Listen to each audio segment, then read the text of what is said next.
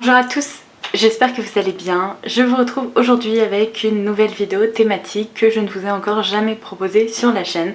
L'idée m'est venue il y a quelques jours et je me suis dit tiens, ça ce sont des produits dont je dois leur parler. J'espère que l'idée va vous plaire, si c'est le cas n'hésitez pas à la liker, c'est toujours un bon indicateur pour moi pour pouvoir vous proposer un peu des vidéos dans ce genre là dans le futur. Mais du coup aujourd'hui je vais me concentrer sur certains produits qui vieillissent mal. Alors attention, ça ne veut pas dire que ce sont de mauvais produits ou que ce sont des flops, au contraire il y a certains produits dont je vais vous parler aujourd'hui que j'apprécie beaucoup. Le problème c'est que comme je viens de l'évoquer, ils vieillissent mal. Donc qu'est-ce que ça veut dire? Eh bien ce sont tout simplement des produits qu'il va pas falloir cacher au fin fond d'un tiroir, parce que si vous voulez vous en servir dans 6 mois, la texture aura probablement pas très bien évolué. J'ai constaté des changements de texture, de facilité d'application ou même parfois de rendu global du produit. Et du coup, ces produits sont peut-être très bien, mais il va falloir s'en servir plus régulièrement ou en tout cas plus rapidement que d'autres références équivalentes. Donc je vais vous expliquer tout ça aujourd'hui. Si vous aussi, vous avez déjà constaté que dans votre collection, il y a certains produits ou certaines références qui vieillissent pas très bien, n'hésitez pas à nous en faire part en commentaire ci-dessous.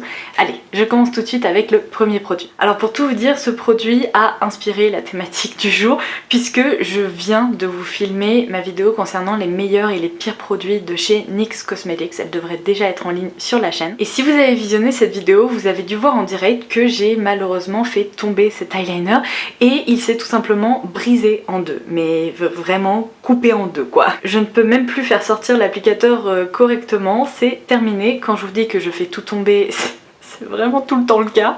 Mais du coup je pensais tout simplement que j'allais mettre ce produit de côté et que je vous filmerai cette vidéo demain. Mais vu son état, j'ai préféré vous la filmer dans la foulée parce qu'il va pouvoir partir à la poubelle. Alors c'est un peu un mal pour un bien parce que ce produit là je ne l'apprécie pas vraiment, contrairement à d'autres références dont je vais vous parler dans cette vidéo.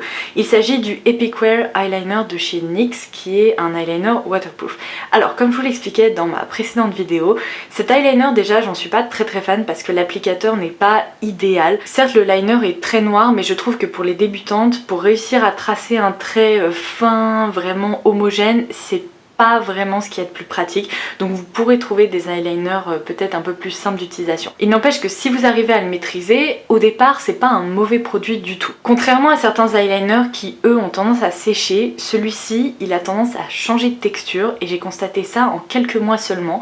En fait le liner qui est à la base liquide se transforme peu à peu en une pâte un peu épaisse, un peu collante et en fait c'est fou, vous verrez ça dans les zooms, mais le liner devient presque gluant. On dirait qu'il se transforme en colle à fossile alors que bon c'est censé être un eyeliner, donc ça c'est vraiment un point qui m'a un peu dérangé.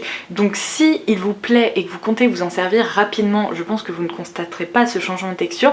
Par contre si vous en servez pendant un moment, vous verrez ça ne loupera pas, la texture deviendra un peu pâteuse, gluante, un peu étrange et on n'a certainement pas envie d'appliquer un trait d'eyeliner hyper épais et pâteux. Donc c'est pour ça que je voulais vous en parler. Ça c'est définitivement un produit qui vieillit mal et là pour le coup qui mérite sa place dans la poubelle. Alors ensuite je vais vous parler d'highlighters qui sont très populaires. Ils sont proposés par la marque CoverFX et j'ai pu constater un peu la même chose pour différentes références. Donc juste ici j'ai les Glitter Drops dans la teinte Mirage. Au-delà d'un highlighter, parce que c'est vrai qu'il est très pailleté, c'est un produit un peu multi-usage dont on peut se servir certes sur le visage, mais moi je m'en servais surtout sur les yeux. Et vous avez également la véritable gamme d'highlighters chez CoverFX qui est la gamme des Custom Enhancer Drops que j'ai ici dans la teinte Celestial.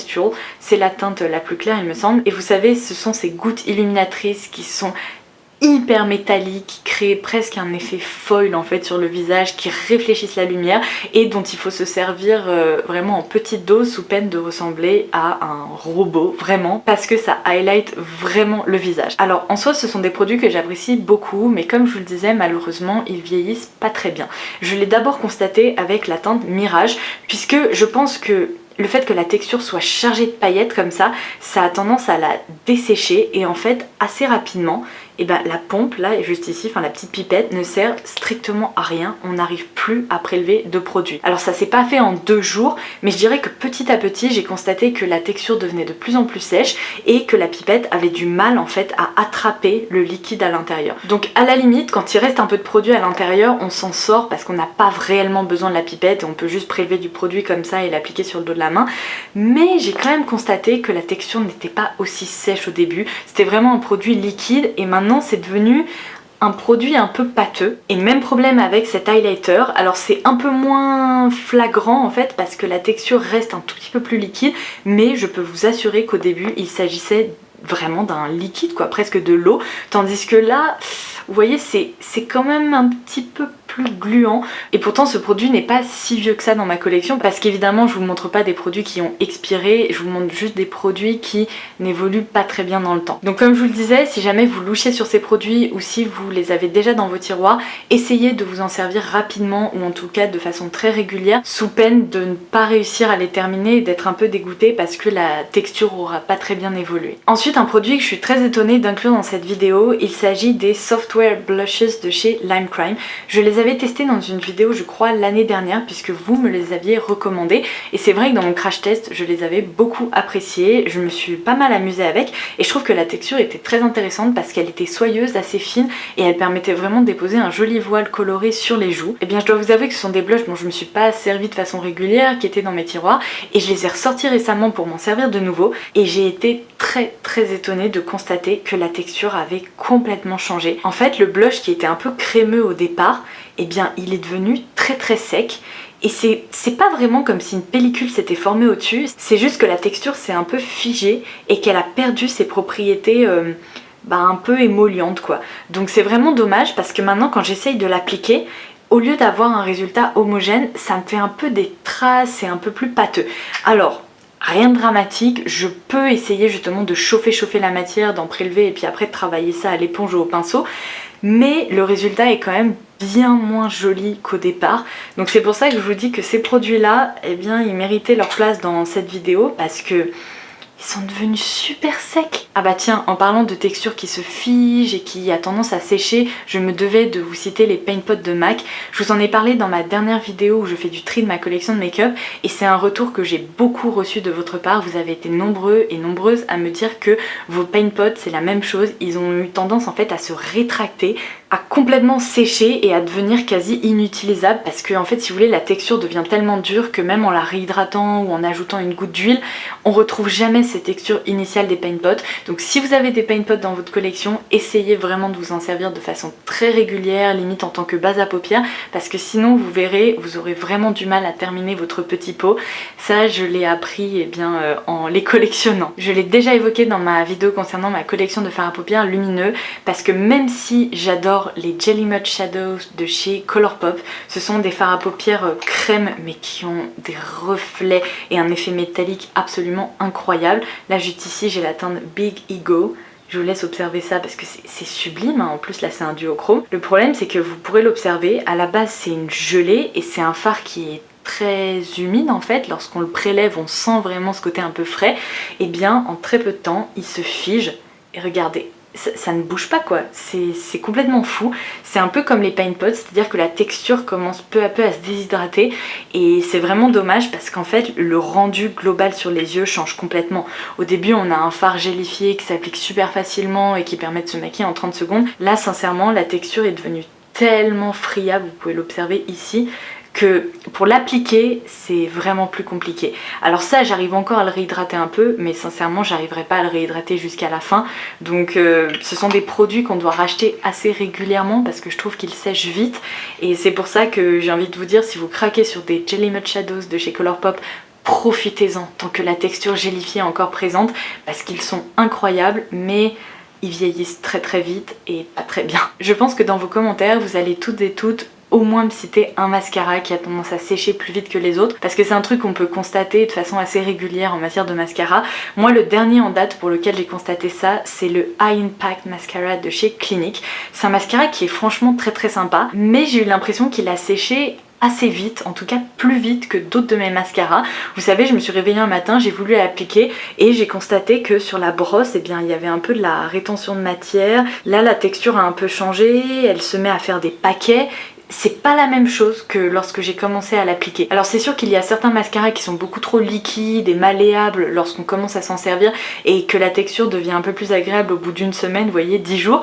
Mais là c'est un peu le contraire, c'est-à-dire que la texture était agréable au début et qu'elle a séché avant que je puisse terminer le mascara. Donc ça c'est un peu dommage. Dites-moi si vous aussi vos High Impact Mascara de chez Clinique font ça ou si vous avez d'autres mascaras que vous ne recommandez pas à cause d'une durée de vie trop courte. Ensuite, il y a une catégorie de produits dont je voulais vous parler et je l'ai constaté avec plusieurs références, mais là le produit un peu exemple pour cette vidéo, c'est le fond de teint Total Control Drop Foundation de chez NYX. Vous savez, ce sont ces fonds de teint avec une pipette qui sont très liquides et en fait, comme vous pourrez le constater si vous en servez pas de façon quotidienne, ces produits ont tendance à se déphaser très facilement et c'est vrai qu'une fois, deux fois, trois fois c'est pas bien grave, il vous suffit de bien secouer la matière et puis après vous retrouvez en fait la texture initiale, mais je trouve qu'au bout d'un certain temps la texture devient moins agréable à travailler. Et pour moi, c'est un peu comme si les pigments refusaient de rester en suspension dans cette formule. C'est assez difficile à expliquer, mais au départ, ça fonctionne bien, on s'en sert, à la limite, on le secoue un peu tous les jours et ça fonctionne.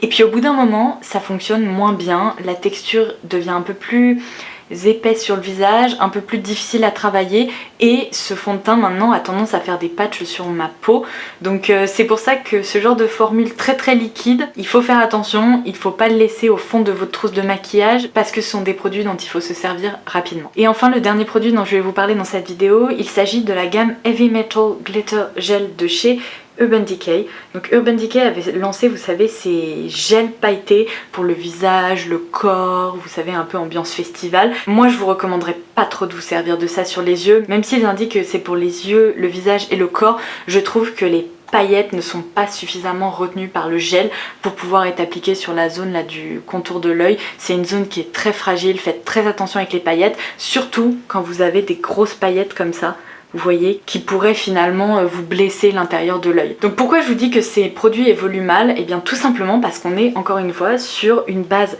gélifiée et en fait très vite la texture a tendance non pas à sécher cette fois-ci, mais elle a plutôt tendance à ne plus très bien retenir les paillettes. Quand je sors du produit maintenant, la texture est moins épaisse qu'initialement. Les paillettes ont du mal à rester en suspension dans cette base gélifiée et donc il y a une vraie séparation en fait qui intervient où d'un côté il y a des paillettes un peu volatiles qui veulent absolument sortir de là et de l'autre côté il y a ce gel qui n'est plus vraiment un gel, qui s'est transformé en une texture un peu eau. Et au départ ces produits ne se comportaient pas comme ça. Alors je dirais que pour un usage sur le corps c'est pas dramatique, on peut quand même s'en servir, mais le résultat sera sincèrement moins joli parce que comme je vous le disais, il est moins homogène, les paillettes ont tendance à vouloir vivre un peu leur vie. Après, si vous en servez sur le visage pour des make-up artistiques et tout, je pense que ça se verra un peu trop. Donc c'est pour ça que j'ai envie de vous dire que ces gels pailletés ne vieillissent pas très bien. Sincèrement, pour se servir régulièrement d'un produit comme ça, c'est compliqué. Donc avant d'investir dans ce genre de produit, réfléchissez bien à l'usage que vous allez en faire. Parce que si c'est pour vous en servir une fois et ensuite le mettre au fin fond d'un tiroir et ne plus jamais le ressortir, c'est pas un investissement très rentable. Donc voilà pourquoi je voulais les mentionner. Et voilà, il ne me reste plus qu'à aller me laver les mains parce que là je sens que je vais faire des catastrophes. J'ai un peu de fard tout sec sur le bout du petit doigt. J'ai ce blush là un peu mal étalé sur le dos de la main. Il va falloir que je fasse quelque chose, mais j'espère vraiment que cette vidéo vous aura plu, qu'elle aura pu vous être utile. Je trouve que c'est intéressant d'en savoir un peu plus sur les produits après plusieurs mois d'utilisation. J'ai hâte de lire vos petits retours sous cette vidéo et d'échanger avec vous en commentaire. Et en attendant la prochaine, je vous embrasse très fort et je vous dis à très vite. Bye bye!